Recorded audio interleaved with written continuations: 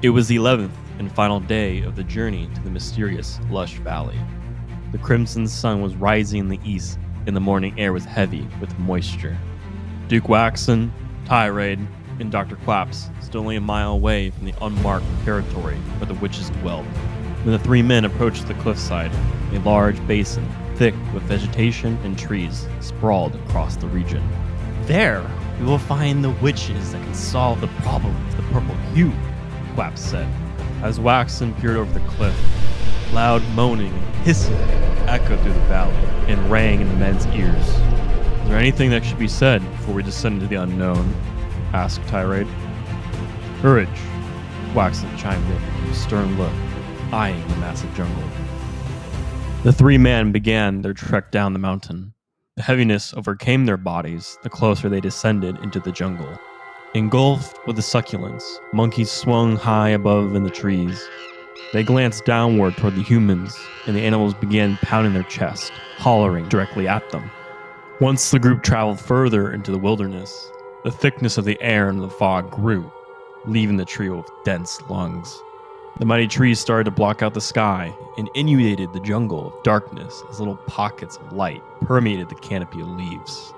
Large vines and roots entangled the once revealed path, towering above the men, creating a blockade, a hindrance that Waxon could not tolerate. Quaps began to hyperventilate. He grabbed his handkerchief and rubbed it viciously across his face, wiping the clots of sweat amongst his pores. I don't think this is a wise decision anymore, Duke Waxon. The way is blocked. We could get lost in this damn forest. Waxon looked to his left and right. Both directions were completely covered with jungle succulents. Waxon turned to Quaps. Doctor, at this point, I am devoted to going mad to find these witches if it can help deliver the people of Bulwark from their agony. The country of Jaggerin as a whole needs this. Losing Veronica and Reichland has been too much already. Waxon drew his sword, slashing the branches and vines of intensity. The jungle retaliated with a momentous noise, screaming downward at Waxon and was destroying the vegetation. As they continued their way into the jungle, the stable ground of dirt, leaves, and branches faded into a large swath of the land that eroded into a detestable swamp. Quaps wrinkled his nose, pinching it as he slipped his way through the mud. Ugh! What does that smell? Feces? Quaps questioned as he coughed in his arm. Tyree glanced above him, widening his eyes as he noticed the horror arching above him. He tapped Quap's shoulder and pointed his finger above into the desolate sky. Immediately, Quaps began to vomit in a nearby bush. Waxon turned around and scolded the two men. What is it? He yelled.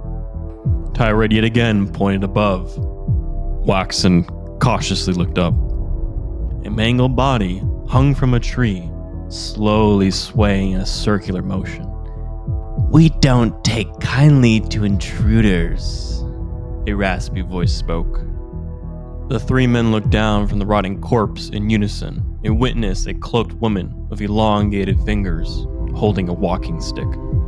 The woman removed her hood and her eyes pierced through the fog of the swamp. Dark, glowing, green eyes illuminated the darkness. The hag continued. 3 big men tearing my forest down with little swords. She paused, looking them up and down. Her gaze darkened. The man in the tree was also a big man too. Tyrant and Quap stayed silent. Waxon cleared his throat. I am Duke Waxon of Bulwark Citadel. We have traveled tirelessly to seek your help. My people are suffering from a sickness that has bestowed itself upon us.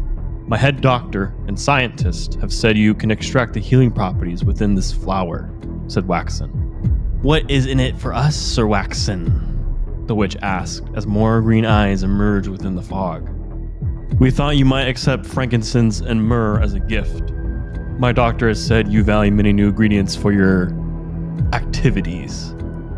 The witch grinned, revealing abhorrently chipped teeth as she giggled to herself. Oh, I do. I would love to have those in my possession. Let me see this flower you have brought, said the witch. Dr. Quaps removed his pack and pulled out the purple hue, covered in a white cloth. He slipped his way to the witch as she stretched her fingers to grasp it. The flower flaunted its power. The purple hue shined ever so brightly, contrasting with the surrounding swamp. However, once the witch took hold of the mystical plant, the light within dwindled, and a dark green corrupted the beauty. The pigment of the flower changed. My, what a ravishing flower! As she gazed into it, she felt a tick in her neck. The witch pulled her garment, covering her arm, showing odd green veins protruding. Waxen peeled his eyes, seeing what looked like worms swimming in her wrinkly veins. The hag aggressively itched her arm, revealing bruises and crusty scratches. This is something far more special than any flower. I can feel the power riveting through my veins. The potential of this pleasurable item. It can heal us. Waxen stepped forward. Not if you want to find yourself beheaded, you shrew, he snarled. You have my gifts, now deliver me mine. The witch hissed at Waxen, and the jungle moaned and screamed again.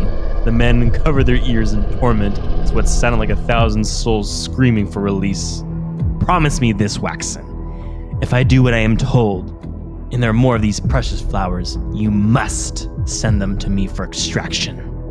Waxen glared at the witch, a hint of arrogance on his tongue. I promise. Excellent, said the witch with a skewed smile. She beckoned them to follow her deeper into the forest. When they came to a clearing, she turned around and waved them toward her hut. The hut was decrepit with a ghostly appearance, magic wards visible around it. They walked into the entryway, and large swamp rats scurried their way toward a bone, gnawing at it. There are your demon rats, Dr. Quaps, smirked Tirade. Oh, don't they look so cute and malleable? Quaps squealed. Tirade glanced at Quaps with a disgusted look. Upon entering the hut, the unsightly woman pointed to a giant metal pot with liquid bubbling erratically. There you will stand, Waxen, while your men go back and watch. Waxen motioned for Quaps to gather his glass bottle, filled with his created chemical. Waxen stepped his way to the elevated pot. The witch tossed the purple hue into the magical liquid. As the flower floated above the water, the color began to fade, and the light that was once there slowly dissipated. The petals broke apart and dissolved into the witch's concoction.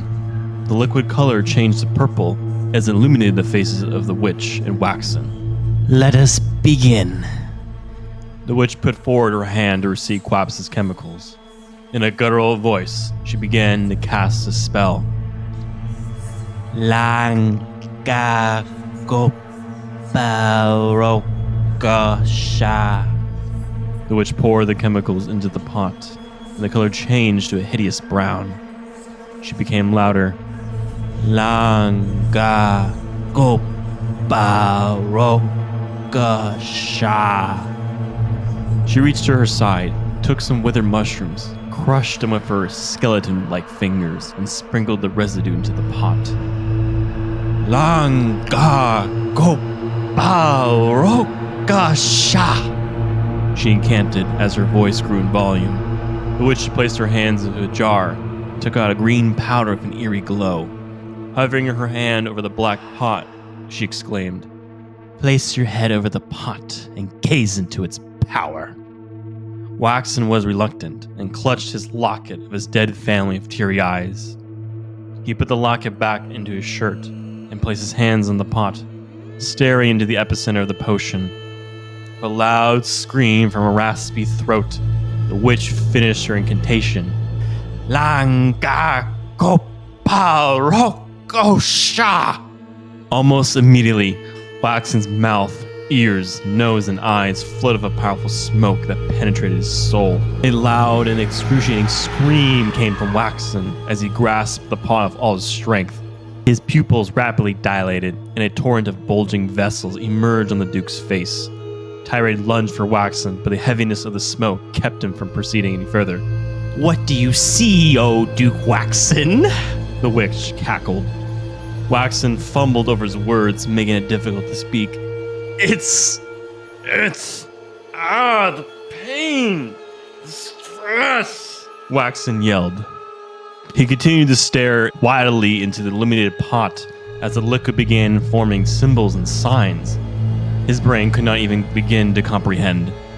Waxon could feel his mind filling with madness.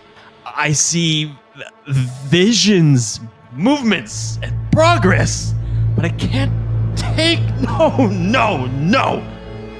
The Duke's eyes widened and focused intently with what little strength he had.